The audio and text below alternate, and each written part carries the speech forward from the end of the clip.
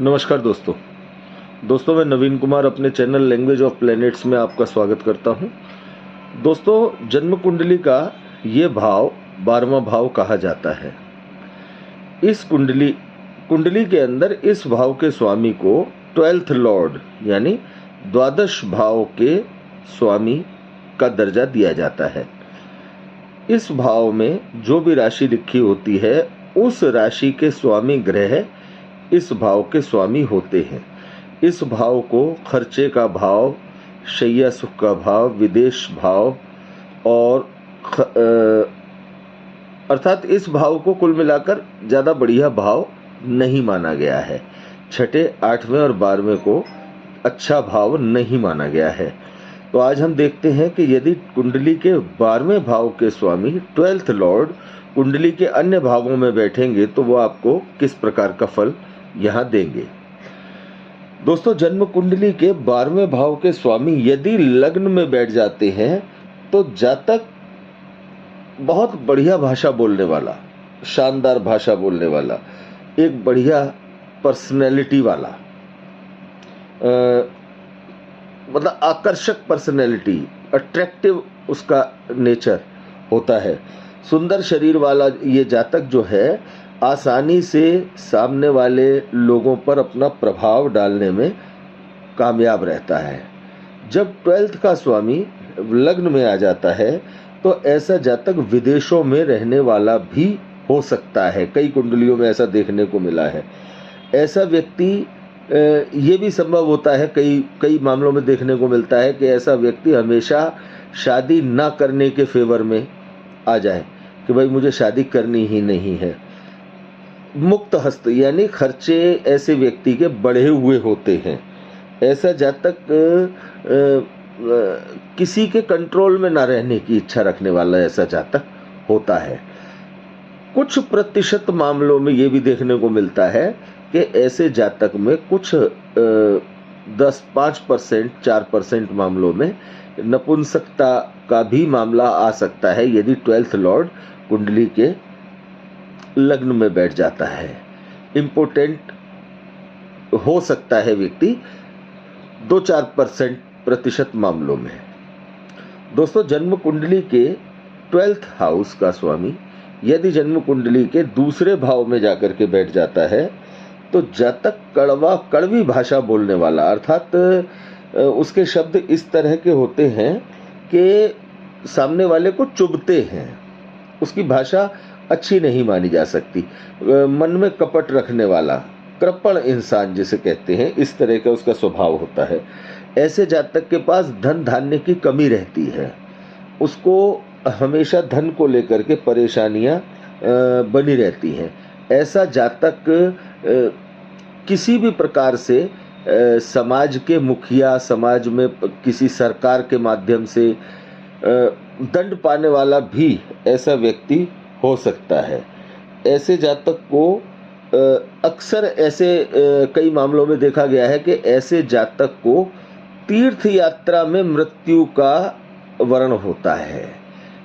ऐसे जातकों को अक्सर कई मामलों में देखने को मिलता है कि ऐसे जातकों की मृत्यु तीर्थ स्थान पर हो जाती है। यदि इस भाव का स्वामी जातक के धन स्थान में बैठा हुआ होता है तो जातक को धन को जोड़ने में भी समस्याओं का सामना करना पड़ता है। जातक के खर्चे बढ़े हुए रहते हैं। जातक की भाषा पर उसका नियंत्रण नहीं होता। दोस्तों, जन्म कुंडली के 12वें भाव के स्वामी यदि कुंडली के तीसरे भाव में बैठ जाते हैं और यदि यह पाप ग्रह होकर के यहाँ बैठ जाए तो ऐसे जातक के भाई बहन नहीं होते। यदि ये शुभ ग्रह है तो जातक धनी, अर्थात काफी पैसे वाला, धनवान होता है। भाइयों के साथ स्नेह रखने वाला, कम भाइयों वाला होता है। और ऐसे जातक के भाग्य में अपने भाइयों से दूर रहना भी लिखा होता है। ऐसे जातक का पराक्रम उसको बार बार विदेश की तरफ वापस ले जाने की कोशिश करता है। दोस्तों यदि इस भाव का 12th लॉर्ड अगर कुंडली के चौथे भाव में आकर के बैठ जाता है तो जातक रोगी होता है। ऐसे जातक को किसी न किसी प्रकार का रोग हो सकता है। जातक सदैव दुखी रहने वाला, इसको किसी न किसी प्रकार की परेशानी ऐसे जातक को लगी रहती है। लेकिन ऐसा जातक के कर्म बहुत शानदार होते हैं। ऐसा जातक अपने आप को समाज में स्थापित करने के लिए काफ़ी अच्छे प्रयास करता है। ऐसे जातक को अपनी संतान की लापरवाही की वजह से भी मृत्यु तुल्य कष्ट झेलने पड़ सकते हैं।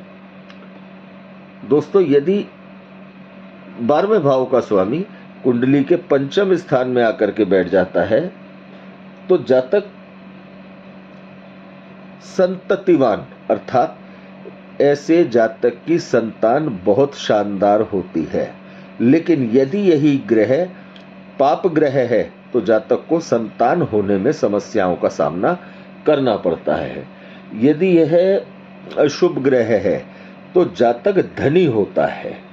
अपने पिता के पैसे से इसको काफ़ी राहत होती है, काफ़ी इसको पिता का पैसा प्राप्त होता है।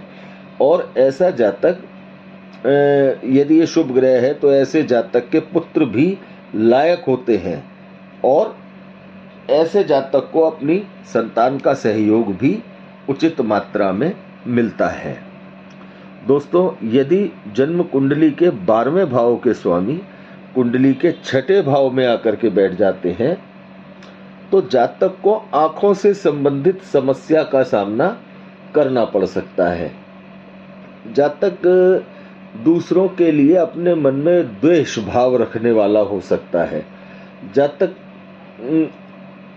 अगर ये ग्रह शुक्र है, अगर द्वादश भाव का स्वामी शुक्र है और वो यहां बैठ जाता है तो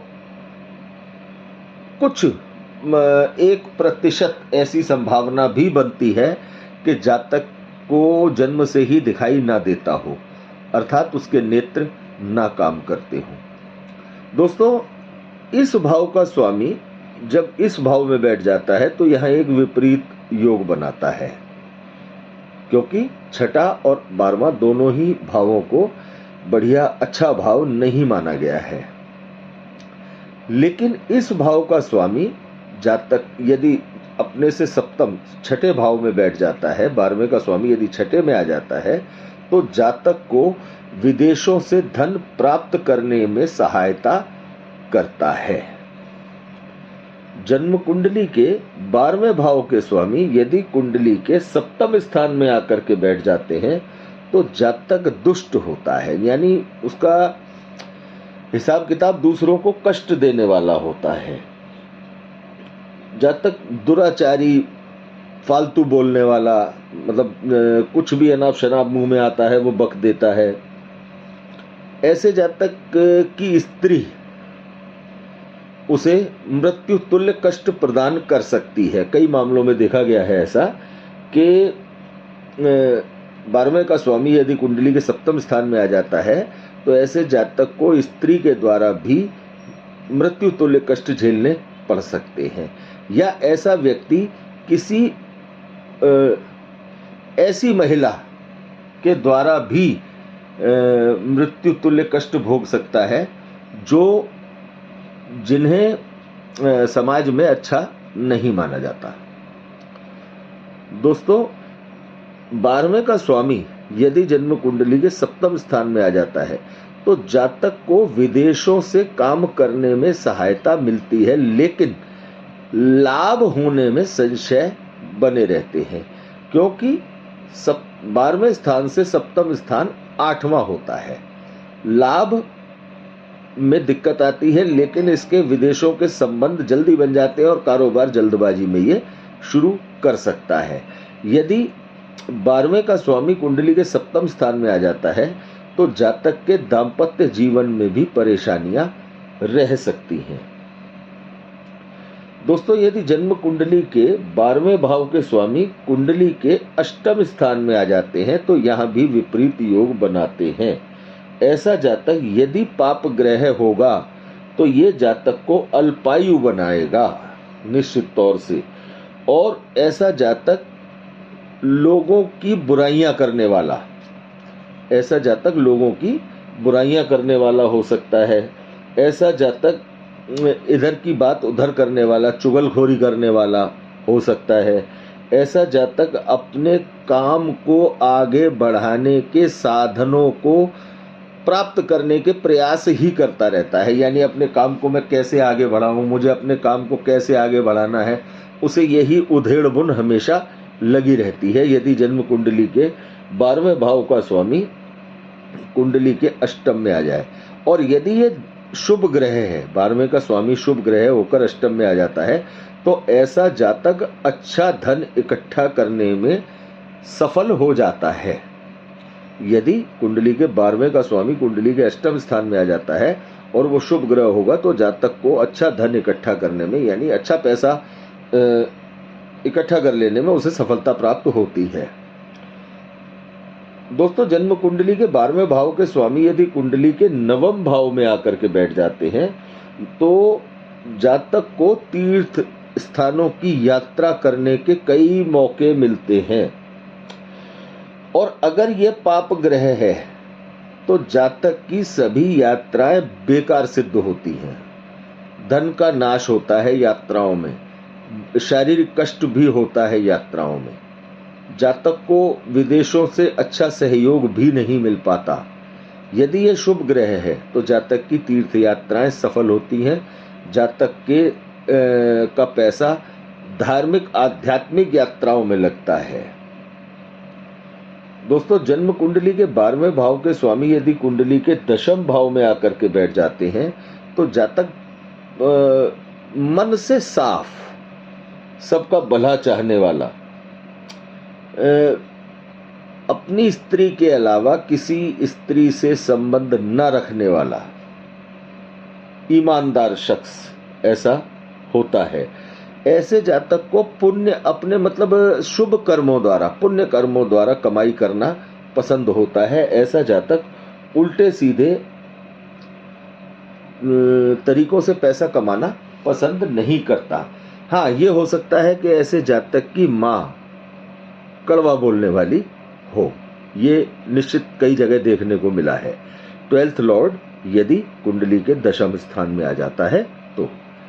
दोस्तों, बात करते हैं जन्म कुंडली के, हाँ दोस्तों, 10th लॉर्ड के बारे में एक बात और, यदि जन्म कुंडली के 12वें भाव के स्वामी 10th में आकर के बैठ जाते हैं, 10वें भाव में आकर के बैठ जाते हैं, तो जातक को जीवन में कई बार जहां वो रह रहा है वहां से, उस स्थान से दूर कई प्रकार के कार्य करने का मौका सुलभ होता है।